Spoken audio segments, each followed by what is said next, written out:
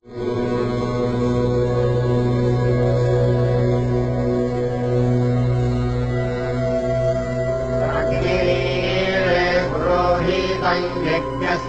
देववृत्तिजम् भोगानं रत्नधातमम् अग्निः पूर्वेभिर्वृणिभिरेभ्यो नूतनैरुना तदेवाङ्गेहवक्षति अग्निनारैव श्रवत्पोषमेव दिवे दिवे।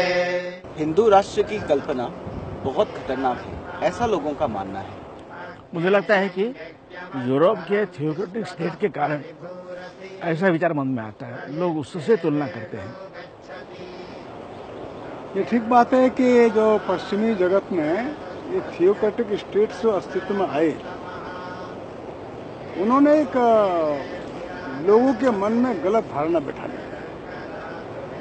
क्योंकि उन थियोक्रेटिक स्टेट्स ने जो व्यवहार किया ना, वो सारी मानवता के लिए बड़ा कष्टकारी था। उदाहरण के लिए जब क्रिश्चियनिटी आगे बढ़ी और पोप के हाथ में सारी ताकत आ गई और पोप ने सारे दुनिया भर में क्रिश्चियनिटी के प्रचार के लिए सेनाएं भेजना शुरू किया और सेनाओं के बल पर क्रिश्चियनिटी का विस्तार शुरू हुआ। जहां जहां वे लोग गए, उन्होंने भीषण अत्याचार किए और लोगों को कन्वर्ट किया, क्रिश्चियन बनाया। वो आतंक लोगों के मन में आज भी बरकरार है। तो क्रूसेड्स के नाम से जो हम लोग इतिहास में देखते हैं, दूर जाने की जरूरत नहीं है। जब चर्च को मानने वाले लोग गोवा में आ गए और गोवा में आकर के यहाँ पर उन्होंने चर्च बनाया और जब क्रिश्चियनिटी का विस्तार शुरू किया तो हजारों लोगों की हत्या की, लाखों लोगों पर अत्याचार किए।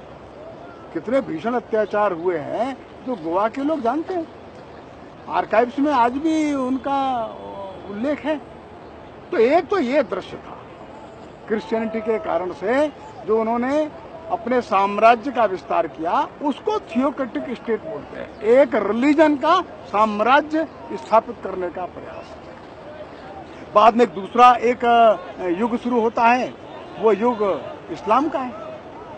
जब इस्लाम की सत्ता और मजबूत होने लगी और खलीफा के हाथ में ताकत आ गई, तो खलीफा के निर्देश पर सेना जाती थी। दुनिया के अलग अलग हिस्सों में सेना चली गई और बीसियों और राज्यों को, देशों को उन्होंने पराधीन कर दिया। वहां इस्लाम का शासन स्थापित हो गया और जो लोग जो इस्लाम को नहीं मानते थे या तो मार दिए गए या इस्लाम में उनको कन्वर्ट किया गया। पूरा मिस्र है, लीबिया है, ये क्या है? ये पूरा इराक है, ईरान है, ये क्या है? यहाँ लोग थे जो इस्लाम को नहीं मानते थे। आज 1% लोग भी नहीं बचे। तो ये थियोक्रेटिक स्टेट माने ये उन्होंने इतिहास में देखा है। मतलब एक रिलीजन का शासन जब आता है तो रिलीजन के शासन से कैसे आतंक पैदा होता है, किस प्रकार से एक सत्ता का उपयोग करके दूसरे लोगों को कैसे जबरदस्ती कन्वर्ट करती है। भारत में इसकी कोई कल्पना नहीं है। भारत में ऐसा कभी भी नहीं हुआ। हजारों साल के इतिहास में ऐसा एक भी उदाहरण ढूंढ पाना कठिन है जहां लोगों ने सेना के बल पर या जबरदस्ती अत्याचार करते हुए दूसरे मत के लोगों को अपने मत में कन्वर्ट करने की ऐसी कोशिश की। भारत के लिए ये एक नया है। तो थियोक्रेटिक स्टेट को भारत में सोचना ये गलत है। और हिंदू तो कोई एक संप्रदाय वालों का ये ग्रुप नहीं है। इस समूह में अपने आप में सैकड़ों संप्रदाय हैं, सैकड़ों मत हैं। जैसे मैंने अभी बताया आपको कि भारत में थियोक्रेटिक स्टेट की कोई कल्पना ही नहीं थी। ये थियोक्रेटिक स्टेट की कल्पना पाश्चात्य जगत की है, जहां पर क्रिश्चियनिटी, जुडाइज्म या इस्लाम शासन के माध्यम से अपने राज्य का विस्तार करते थे, संप्रदाय का, अपने रिलीजन का विस्तार करते थे। भारत में जो राजा थे उनका एक राजधर्म रहता था। राजधर्म का अर्थ है कि उनके राज्य में जो भी मत संप्रदाय के लोग हैं उनका सम्मान करना, उनका संरक्षण करना। और उनको कोई कठिनाई है तो उस कठिनाई में सहायता प्रदान करना, जो थियोक्रेटिक स्टेट से बिल्कुल अलग है। थियोक्रेटिक स्टेट में एक रिलीजन का राजा संरक्षक होता है और उस रिलीजन के विस्तार के लिए काम करता है और दूसरे सारे रिलीजन्स को बहुत हीन दृष्टि से देखता है, उनको समाप्त करने की कोशिश करता है।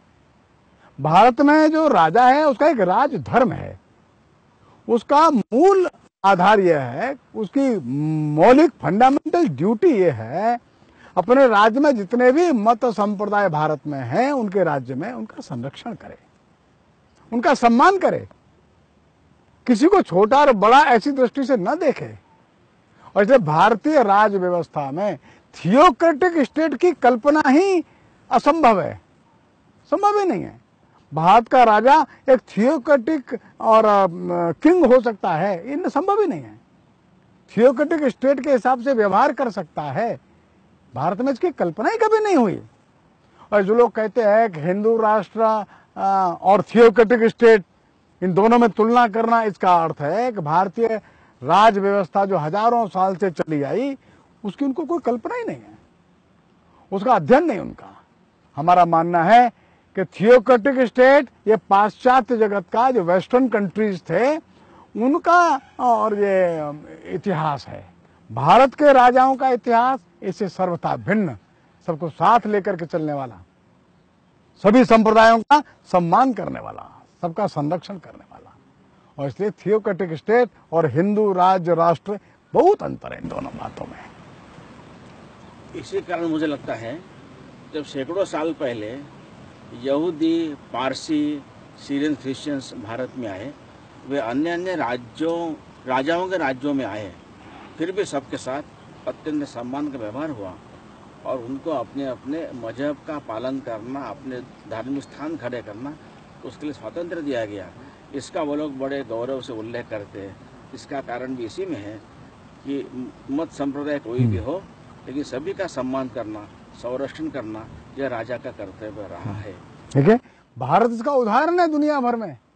जैसा मनमोहन जी ने बताया कि सीरियन क्रिश्चियंस आए, क्यों आए? वहां उनको अत्याचार हुआ, यहाँ आए, केरल में आकर के, केरल के हिंदू थे, उन्होंने उनको स्थान दिया। इनका जो रिलीजन क्रिश्चियन था और भारतीय इन राजाओं का जो विचार मत दूसरा था, फिर भी उनको सम्मान से बसाया, आज तक बसे हुए हैं। जो पर्शियन लोग आए, ईरान से उखाड़ दिए गए और यहाँ आए, बंबई में आकर के बसे, कुछ गोवा में बसे, अन्य स्थानों पर बसे, आज तक सम्मान के साथ रह रहे हैं। भारतीय राजाओं का जो मत संप्रदाय अलग था, उनका अलग था, लेकिन भारतीय राजाओं ने इन पर्शियन लोगों को यहाँ सम्मान के साथ रखा। यहूदियों का भी यही है। तो ज्यूज लोग वहां अत्याचार से बड़े परेशान हो गए और भागे, तो आज से लगभग 2000 वर्ष पूर्व अब भारत में आकर के रुके। दुनिया में कहीं उनको सम्मान नहीं मिला, भारत में सम्मान और सुरक्षा ज्यूज लोगों को मिला। ये इस कारण से हुआ, भारत की जो राजाओं की व्यवस्था थी, राजाओं का जो मन था, वो सब लोगों का सम्मान करने का था। सभी संप्रदायों को एक सम्मान के साथ देखने की दृष्टि ये हिंदू राजाओं की रही। और विश्व भर में एक भारत अपने आप में एक उदाहरण है जो थियोक्रेटिक कल्पना के सर्वथा विपरीत है। हम चाहेंगे दुनिया के लोग भारतीय राजाओं के उन उदाहरणों से कुछ सीख लें और इतनी सहिष्णुता रखें कि दूसरे विचार के लोगों का सम्मान भी करिए। हमारे से विपरीत विचार के लोग हैं, हमारे राज्य में हैं, उनका सम्मान करना सीखें। ये इंटॉलरेंस जो है, ये पाश्चात्य जगत का गुण है, भारतीय राजाओं का, राज व्यवस्था का ये गुण नहीं है। हमारे राजाओं का गुण है सबके साथ सामंजस्य और सबका सम्मान। हमारी परंपरा यह है, हिंदू राष्ट्र इसका प्रतीक है। शांति।